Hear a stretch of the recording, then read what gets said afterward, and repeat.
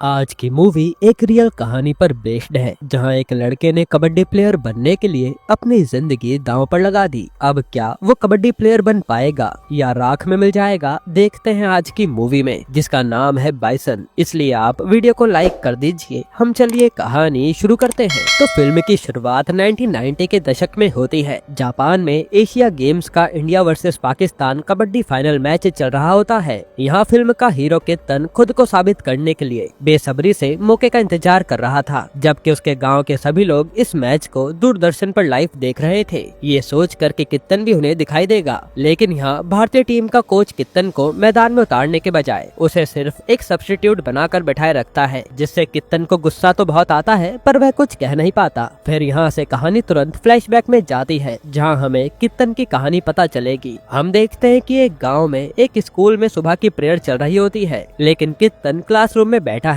वह चुपके से बाकी बच्चों के 7-8 टिफिन बॉक्स निकालकर अकेला खा रहा होता है। ठीक उसी समय राउंड पर आए पीटी सर उसे देख लेते हैं और वो कित्तन को 4-5 चाटे मारते हैं। फिर वो उसे तुरंत अपनी माँ को बुलाकर लाने के लिए कहते हैं। ये सुनकर तो कित्तन वहाँ से दौड़ता है, लेकिन माँ को बुलाने के बजाय वह बिना रुके ग्राउंड पर 10-15 चक्कर लगाने शुरू कर देता है। ये देखकर सर हैरान हो जाते हैं, और असल में कित्तन का स्वभाव ऐसा ही है, गुस्सा हो या दुख वह जब तक दौड़ता है जब तक थक न जाए। असल में कित्तन की माँ नहीं है, उसके परिवार में केवल उसके पापा और एक बहन है। अब क्योंकि पीटी सर ने माँ को बुलाने को कहा था, तो कित्तन को अपनी माँ की याद आ गई, इसलिए वो दुख को भुलाने के लिए दौड़े जा रहा था। ये देखकर पीटी सर उससे पूछते हैं कि तुम कौन हो, माँ को बुलाने को कहा तो दौड़ क्यों रहे हो। तब उन्हें पता चलता है कि कित्तन तो एक कबड्डी प्लेयर है। कित्तन ने ये बात स्कूल में कभी बताई नहीं, और कित्तन की तो रग रग में कबड्डी दौड़ती है, लेकिन उसके पापा उसे कबड्डी खेलने नहीं देते, क्योंकि उन्हें लगता है कि कबड्डी खेलने जाएगा तो सिर्फ लड़ाई होगी। खैर पीटी सर कित्तन की प्रतिभा को देखना चाहते थे, इसलिए वह उसे स्कूल के खिलाड़ियों के साथ रेड मारने के लिए भेजते हैं। तब मैदान में 7 खिलाड़ी थे और कित्तन 4 रेड्स में उन सभी को आसानी से हरा देता है, और पीटी सर भी उसका टैलेंट देखकर हैरान हो जाते हैं और वो उसे तुरंत अपनी टीम में शामिल कर लेते हैं। फिर जब पीटी सर पूछते हैं कि उसने ये सब कहाँ से सीखा, तो कित्तन बताता है कि हमारा गाँव कबड्डी के लिए बहुत फेमस है, मैंने वहाँ खेलने वालों को देखकर ये सब सीखा है। आगे वह बताता है कि उसके गाँव में एक सुंदरम नाम का शानदार खिलाड़ी है, जो टीम का कप्तान है, लेकिन कित्तन के पापा और सुंदरम के बीच बिल्कुल नहीं बनती, इसलिए सुंदरम कित्तन को गांव के मैच में खेलने नहीं देता। यही वजह है कि कित्तन खेलता नहीं था। अब पीटी सर कित्तन की स्किल पर बात करते हुए उसे खाना खिलाने के लिए ले जाते हैं। वहाँ सामने बैठे पीटी सर के गाँव के कुछ लोग कित्तन के बारे में पूछने लगते हैं कि ये किस जाति का लड़का है। इस पर पीटी सर को बहुत गुस्सा आता है और वो उन्हें डांट कर भगा देते हैं। तभी वहाँ पांडे की एंट्री होती है। वह उन्हीं लोगों से भिड़ने आया है जो पीटी सर से बात कर रहे थे। जब पांडे अपनी दराती के साथ एंट्री करता है, तो वह लोग डर के मारे कांपने लगते हैं, और पांडे गुस्से में उन दोनों को बुरी तरह से काट कर मार डालता है। और ये मारे गए लोग कंदा स्वामी के गांव के थे, जो पांडे के दुश्मन हैं। असल में दोस्तों, कंदा स्वामी के गांव और पांडे के गांव के बीच में बिल्कुल नहीं बनती, और इन दोनों का ही गांव में नीची जाति और ऊंची जाति का बहुत बड़ा भेदभाव होता है। असल में दोस्तों, कंदा स्वामी के गाँव और पांडे के गाँव के बीच में बिल्कुल भी नहीं बनती, और कंदा स्वामी अपने गाँव का एक बड़ा आदमी है, और उसकी जाति बड़ी होने के कारण वही जो कहता है वही सब होता है, और ये लोग नीची जाति वालों को दबा कर रखते हैं। सबसे पहले कंदा स्वामी के खिलाफ आवाज उठाने वाला पांडे ही था। जब गांव के लोगों को कोई भी समस्या होती, तो पांडे ही आकर उन समस्या को दूर करता था। एक बार जब कंदा स्वामी का भाई सारे बिजनेस को लीज पर ले रहा था, तो पांडे ने इसका विरोध किया, जिससे दोनों के बीच भयंकर लड़ाई हुई। उसी लड़ाई में पांडे ने कंदा स्वामी के भाई को मार डाला था, और ये पुरानी दुश्मनी यहीं से और गहरी हो गई थी। फिर भाई को मारने के बाद इन दोनों के आदमी आपस में लड़ते रहते हैं, और कौन किसको मार दे पता भी नहीं चलता। पूरे गांव में ही केवल लड़ाई और दंगे चल रहे हैं। फिर हम देखते हैं कि पांडे ने अभी जो कंदा स्वामी के लोगों को मारा था, इसके कारण उसे जेल हो जाती है। वहीं फिर दिखाते हैं कि कित्तन के पापा उसे कबड्डी खेलने से मना करते हैं, क्योंकि उन्हें डर है कि कबड्डी के मैच में भी खेल शुरू तो होता है, लेकिन वो दुश्मनी में बदल जाता है, और आखिरी में किसी न किसी की जान चली जाती है। लेकिन यहाँ पीटी सर कित्तन के पापा से मिलते हैं और कित्तन के टैलेंट के बारे में बताते हुए उसे खेलने के लिए कहते हैं, पर कित्तन के पापा को डर है कि कहीं उनके बेटे को कुछ हो न जाए। हालांकि पीटी सर उन्हें समझाते हैं कि अगली पीढ़ी को ही ऊपर आकर सब कुछ बदलना होगा। और दिलचस्प बात तो यह है कि कित्तन पांडे के गांव का है और पीटी सर कंदा स्वामी के गांव के हैं। इसके बावजूद पीटी सर इतना जोर दे रहे हैं, ऊपर से कित्तन की बहन भी अपने भाई का सपोर्ट करती है। तब आखिरकार कित्तन के पापा के पास कोई रास्ता नहीं बचता, और वह कित्तन को खेलने की परमिशन दे देते हैं। फिर कित्तन नियमित रूप से अभ्यास शुरू कर देता है, और पीटी सर उसको हर तरह से सिखा रहे थे।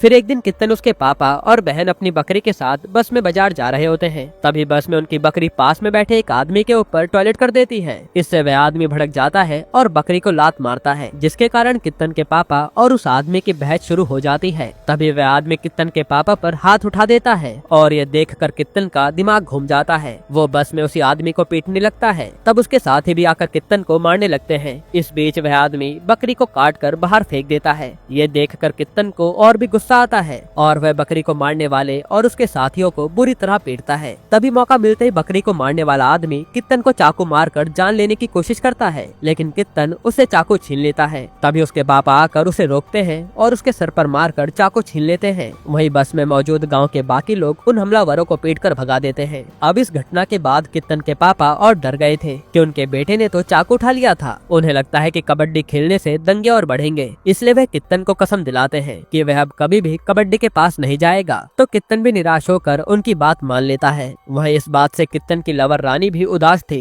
कि कित्तन ने कबड्डी छोड़ने का फैसला कर लिया। फिर इसी बात को लेकर इन दोनों की बहस होने लगती है, जहां रानी कह रही थी कि तुम खेलना बंद मत करो। यहाँ हमें पता चलता है कि असल में रानी कित्तन की बहन की क्लासमेट है, यानी एक तरह से वह उसकी बहन जैसी है और वह पड़ोस में रहती है, इसलिए दोनों बचपन से ही बहुत करीब हैं। और ये रानी उस खिलाड़ी सुंदरम की छोटी बहन है, जिसकी कित्तन के पापा से नहीं बनती। तब यहाँ बहस धीरे धीरे रोमांस में बदल जाती है, जिसे वहाँ खेल रहे बच्चे देख लेते हैं और वह तुरंत जाकर ये बात सुंदरम को बता देते हैं। तब सुंदरम कित्तन के पापा के पास आता है और उन्हें भली बुरी बातें कहने लगता है, जिससे दोनों के बीच में हाथापाई होती है। और जैसे सुंदरम कित्तन के पापा पर हाथ उठाता है, कित्तन बीच में आ जाता है और सुंदरम को पीट कर भगा देता है। अब यहाँ लड़ाई करके कित्तन ने एक और कांड कर दिया था और इतनी सारी समस्याओं से परेशान होकर कित्तन को कुछ समझ नहीं आता और वह अपनी आदत के अनुसार सड़क पर दौड़ने लगता है। तब पेटी सर उसे देखते हैं और अपनी गाड़ी में बैठा लेते हैं। फिर जब वह उससे पूछते हैं कि तुम आजकल प्रैक्टिस पर क्यों नहीं आ रहे हो, तो कित्तन उन्हें बस की घटना और पापा को दी गई कसम के बारे में बताता है। तब पेटी सर कहते हैं कि वह उसके पापा से बात करेंगे, लेकिन तभी बस में झगड़ा करने वाले लोग आकर उन्हें घेर लेते हैं। वह पेटी सर से पूछते हैं कि आप इस लड़के को अपने साथ क्यों रख रहे हो, इसने तो हमारे लोगों पर हाथ उठाया है। यह कहकर जब वह कित्तन को मारने जाते हैं तो पेटी सर अपने गाँव वालों को रोकते हैं, लेकिन वह सर की बात नहीं मानते और कित्तन को सपोर्ट करने के लिए वो पेटी सर को भी मारने लगते हैं। ये देखकर तो कित्तन का पारा चढ़ जाता है। वह उन सभी हमलावरों को बुरी तरह से पीटना शुरू कर देता है। 4-5 लोग भी यहाँ उसे संभाल नहीं पाते और कित्तन उनमें से किसी को भी नहीं छोड़ता, सबको मार मार कर ढेर कर देता है। अब भले ही पेटी सर विरोधी गांव के थे, लेकिन वह कित्तन का साथ नहीं छोड़ते। यहाँ पेटी सर कित्तन के पापा के पास आते हैं और उसे गांव के मैच में खेलने की परमिशन मांगते हैं। तब कित्तन के पापा मना कर देते हैं, क्योंकि उन्हें पता है कि ये खेल अंत में झगड़े में ही खत्म होगा। हालांकि पेटी सर उन्हें समझाते हैं कि एक बार आप अपने बेटे का खेल देख लीजिए, तभी आप फैसला करना कि आपको क्या करना है। तब कित्तन के पापा सोचते हैं और एक शर्त रखते हैं कि अगर वह अच्छी तरह से खेलेगा तभी वह आगे खेल पाएगा, वरना नहीं।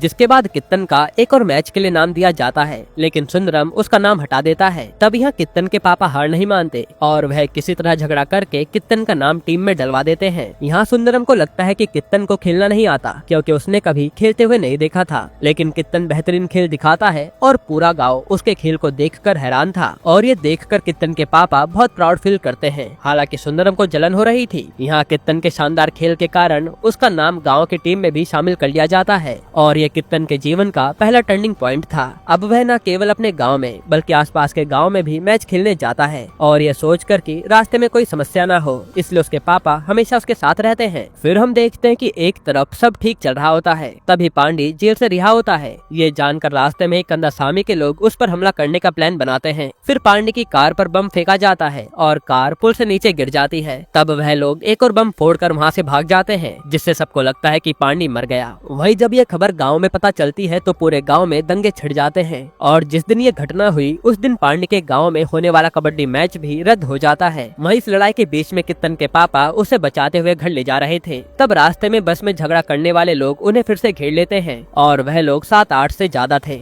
ये देख पापा उन्हें रोकने की कोशिश करते हैं, लेकिन वह कित्तन के पापा पर हाथ उठा देते हैं और अपने सामने पापा पर हाथ उठते देख कित्तन उन सबको पीटना शुरू कर देता है। लेकिन ये गुंडे तो काफी ज्यादा थे, इसलिए वो कित्तन को पकड़ लेते हैं। फिर फिर वे उसके हाथ पैर सब पकड़कर लॉक करते हैं। तभी गांव वालों के आने की आवाज सुनकर वह जल्दी से कित्तन का एक हाथ तोड़कर वहां से भाग जाते हैं और हाथ टूटने से कित्तन तड़प रहा था। फिर यहाँ से सीन प्रेजेंट में आता है जहाँ जापान में इंडिया वर्सेस पाकिस्तान मैच चल रहा था। यहाँ एम्पायर गलती से पाकिस्तान को पॉइंट दे देता है, जिससे वहाँ झगड़ा शुरू हो जाता है। अब क्योंकि दोनों टीमों का स्कोर बराबर होता है तो मैच को ड्रॉ कर दिया जाता है। तब इंडियन टीम का कप्तान कोच से कहता है कि हमने इस मैच को ड्रॉ होने क्यों दिया और हमें तो रीमैच की मांग करनी चाहिए। लेकिन कोच को खुद यकीन नहीं होता कि हम रीमैच करेंगे तो पता नहीं हम जीते या नहीं। फिर यहाँ से कहानी फिर से फ्लैशबैक में जाती है और कंदासामी के लोगों ने पांडी पर हमला तो किया था, लेकिन वह अभी मरा नहीं था। यहाँ वह धीरे धीरे रिकवर हो रहा था। साथ ही वो अपना बदला लेने के लिए कंदासामी को मारने का प्लान बना रहा था। उधर कित्तन भी अपना हाथ तोड़ने वालों से बदला लेने की सोच रहा था। तब पीटी सर उसे शांत करते हैं और समझाते हैं कि अगर तुम भी बदले में मार काट पर उतर आओगे तो तुम में और उनमें क्या फर्क रह जाएगा। वह वैसे ही है, ये जानकर भी तुम्हें अपनी बाधाओं को पार करके इन सबसे ऊपर जाना है। फिर सर उसे अगले टूर्नामेंट पर फोकस करने को कहते हैं जो कांदासामी के गांव में होना था। फिर कित्तन टूटे हुए हाथ के साथ ही उस मैच को खेलता है और वह एक ही हाथ से रेड मारता है, जो देखकर पूरा गांव हैरान था और कांदासामी भी उसके खेल को काफी एंजॉय कर रहा था। लेकिन उसके साथ का एक चमचा कांदासामी से कहता है कि ये कित्तन हमारे गांव का नहीं है। किसी तरह से वह कांदासामी को भड़का रहा था। खैर फिर फाइनल रेड में कित्तन अंदर आता है और अपनी टीम को वह मैच जिता देता है, जिससे कित्तन की काफी तारीफ होती है। वही मैच खत्म होने के तुरंत बाद कांदासामी सीधा कित्तन के पास आता है और उसकी तारीफ करके चला जाता है। कांदासामी असल में कबड्डी का एक बहुत बड़ा प्रशंसक था, इसलिए वह खिलाड़ियों का इतना सम्मान करता है। वही वह कित्तन के खेल से इम्प्रेस होकर उसे अपनी टीम के लिए खेलने के लिए कहता है। तब कांदासामी के ऐसा कहने पर कित्तन के पापा बहुत खुश होते हैं, लेकिन उन्हें डर भी लगता है। उन्हें पता है कि दोनों गांव के बीच में दुश्मनी है और अगर उनका बेटा उनकी टीम से खेलेगा तो कोई समस्या जरूर आएगी। हालांकि कांदासामी उन्हें भरोसा दिलाता है कि आपके बेटे को कुछ नहीं होगा, मुझ पर भरोसा रखिए। तब कित्तन के पापा पर कोई और रास्ता नहीं होता, इसलिए वह मान जाते हैं। फिर यहाँ से कित्तन कांदासामी के क्लब के लिए खेलना शुरू करता है और कांदासामी को कित्तन बहुत पसंद आ गया था। वह अपने लोगों से जिस तरह से अच्छे से बात करता है उसी तरह से वो कित्तन के साथ भी पेश आता था। हालांकि ये बात उसके राइट हैंड को चुभने लगती है। वह कित्तन को टीम में न रखने के लिए कई बार कांदासामी के कान भरता है, लेकिन कांदासामी उसकी बात पर ध्यान नहीं देता। फिर एक दिन मैच खत्म होने के बाद सभी लड़के बैठकर खाना खा रहे होते हैं। कांदासामी भी उनके साथ बैठा होता है। तभी अचानक उस जगह पर बम ब्लास्ट होता है और सब तितर बितर हो जाते हैं। वहीं कांदासामी भी घर के अंदर चला जाता है। ठीक उसी समय पांडी के लोग अंदर घुसते हैं और हाथ आए सभी लोगों को मारने लगते हैं। तब अंदर से कांदासामी बंदूक लेकर आता है और गोली चलाना शुरू कर देता है। इससे वह सब डर के मारे भाग जाते हैं और इस तरह से कांदासामी की जान बच पाई थी। फिर जब कांदासामी पूछता है कि ये सब किसने किया तो सबकी निगाहें कित्तन की तरफ मुड़ती है, क्योंकि वह पांडी के गाँव का था। ये देखकर कित्तन के होश उड़ जाते हैं, क्योंकि उसका तो इन सब में कुछ लेना देना ही नहीं था। वही कांदासामी कित्तन से कहता है कि तुम यहाँ से चले जाओ, जब तक मैं न बुलाऊं तुम यहाँ आना भी मत। लेकिन इस पल के बाद कित्तन को गद्दार की तरह देखे जाने से कित्तन का दिल टूट गया था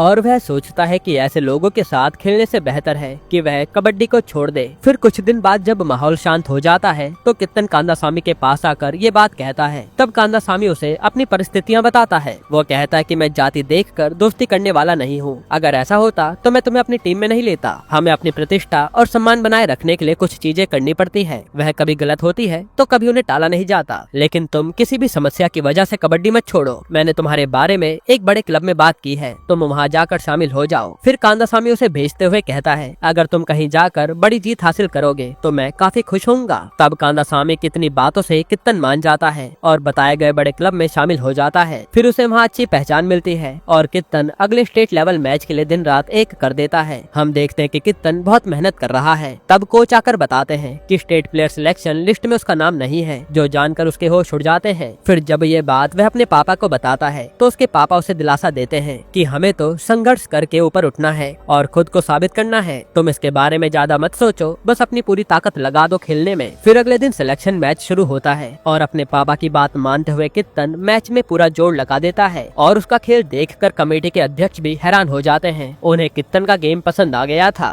फिर तैयार की गई लिस्ट को इग्नोर करते हुए वह कित्तन का नाम अपनी लिस्ट में शामिल कर लेते हैं और फाइनली काफी मेहनत के बाद कित्तन सेलेक्ट हो गया था। फिर जब कित्तन यहाँ सेलेक्ट होकर नेशनल लेवल प्लेयर के लिए सिलेक्शन के लिए जा रहा होता है, तभी खबर आती है कि रानी के भाई ने उसकी शादी तय कर दी है। और यहाँ गाँव में कित्तन के पापा और बाकी लोग जाकर लड़की वालों से बात करते हैं, लेकिन रानी का भाई मानने को तैयार नहीं होता और वह रानी की मर्जी के बिना उसकी शादी करवा रहा था। फिर शादी में पंडित भी दूल्हा दुल्हन को आशीर्वाद देने आता है। फिर जब पंडित दूल्हे को मंगलसूत्र देने वाला था, तो रानी की भाभी सब कुछ बता देती है कि लड़की इस शादी से खुश नहीं है। तब पंडित रानी के भाई से पूछता है कि तुम जबरदस्ती उसकी शादी क्यों करवा रहे हो? तो रानी का भाई कहता है कि कित्तन एक भिखारी लड़का है, मैं अपनी बहन को ऐसे लड़के के हाथों नहीं दे सकता। ये सुनकर पांडे को गुस्सा आता है और वह कहता है कि वह यहाँ से निकलकर इतना बड़ा खिलाड़ी बन गया है, वह हमारे गांव का नाम रोशन कर रहा है और तुम उसके बारे में इतना बुरा कह रहे हो। जब तक तुम जैसे लोग यहाँ रहेंगे तो उसे बाहर कितनी समस्याओं का सामना करना पड़ेगा, ये तुमने सोचा है? जो कुछ भी हो, जैसे कित्तन वापस आएगा रानी की शादी उसी से होगी। ये कहकर पांडे चला जाता है। फिर पांडे इस मामले को खत्म करके गाँव के एक बूढ़े आदमी से मिलने आता है, जो आजकल बीमारी के कारण खाट पर पड़े हैं। वह बूढ़ा कभी पांडे की तरह संघर्ष करता था, इसलिए पांडे उनकी बहुत इज्जत करता है। तब यहाँ पता चलता है कि वह बूढ़ा तो कंदासामी के लोगों का प्लान का हिस्सा है और पांडे को वहाँ देखकर उस बूढ़े की बेटी घर को बाहर से ताला लगाकर भाग जाती है। तभी अंदर मौजूद कंदासामी के लोग पांडे को बुरी तरह काट कर मार डालते हैं और पीछे के रास्ते से वो भाग निकलते हैं। इस तरह से उन्होंने कंदासामी के भाई की मौत का बदला ले लिया था। इधर कित्तन नेशनल लेवल टीम के लिए खेल रहा होता है, लेकिन नेशनल में एक नियम होता है कि एक स्टेट से केवल एक ही खिलाड़ी होना चाहिए। तब यह तमिलनाडु टीम का खिलाड़ी पहले से ही इंडियन टीम का कप्तान था, इसलिए एक स्टेट से दो लोग नहीं चाहिए। ये कहकर कित्तन को बाहर निकाल दिया जाता है। तब ये देखकर स्टेट लेवल में कित्तन को चुनने वाले कमेटी अध्यक्ष हाथ पैर मारने लगते हैं कि कित्तन को किसी तरह से खिला लिया जाए, पर इसका कुछ फायदा नहीं होता। वहीं नेशनल टीम में सिलेक्शन न होने के कारण कित्तन बिना किसी को बताए वहाँ से निकल आता है और उसे पता नहीं था कि यहाँ पांडे मर चुका है और गाँव में दंगे हो रहे हैं, इसलिए वह सीधे गाँव आ जाता है। फिर जब वह नेशनल टीम में सिलेक्शन न होने का दुख मना रहा होता है, तभी कमेटी अध्यक्ष का फोन आता है। वह बताते हैं कि काफी स्ट्रगल के बाद ऊपर के अधिकारियों से लड़कर उन्होंने उसका नाम टीम में डलवा दिया है। ये सुनकर तो कित्तन खुश हो जाता है। वह ये भी बताते हैं कि उसे तुरंत चेन्नई के लिए निकलना होगा,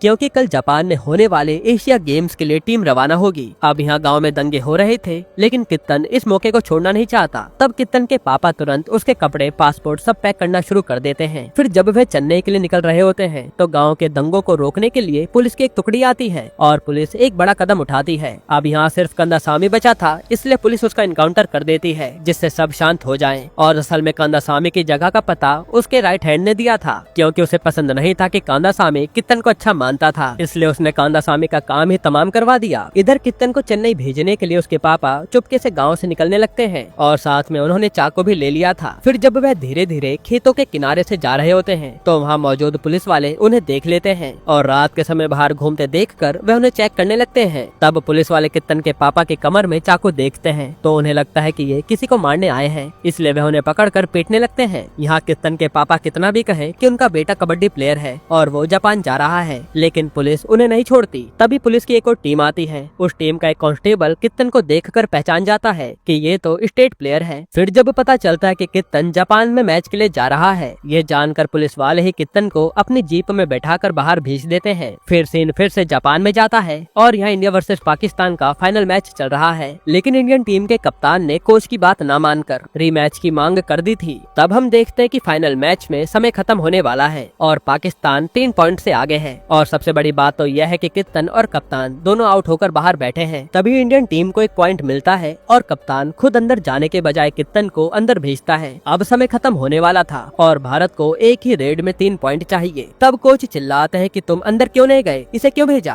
तब कप्तान जवाब देता है कि सर, आपको सिर्फ पाकिस्तान को हराना है, लेकिन कित्तन को पाकिस्तान के साथ साथ आप जैसे लोगों को भी हराकर खुद को साबित करना है, जो उसे नीचे दिखाते रहते हैं। इस पर कोच चुप हो जाता है। वहीं कित्तन अंदर जाता है और 2-3 खिलाड़ी उसे पकड़ने आते हैं, लेकिन कित्तन 3 पॉइंट्स के साथ वापस आ जाता है। यहाँ काफी मेहनत के बाद भारत ये मैच जीतता है और कोच भी सदमे में आ जाते हैं, क्योंकि उन्होंने कित्तन को चांस नहीं दिया था। इस जीत को टीवी पर लाइव देख रहे कित्तन के गाँव वाले जोरदार जश्न मनाना शुरू कर देते हैं। वहीं कित्तन के पापा, बहन और रानी सबको बहुत प्राउड फील होता है। यहाँ तक कि रानी के भाई की आंखों में आंसू भी आ जाते हैं। फिर यहाँ सीन कट होता है और कित्तन को अर्जुन अवार्ड मिलते हुए दिखाया जाता है और उसके पापा की आंखों में खुशी के आंसू थे। यही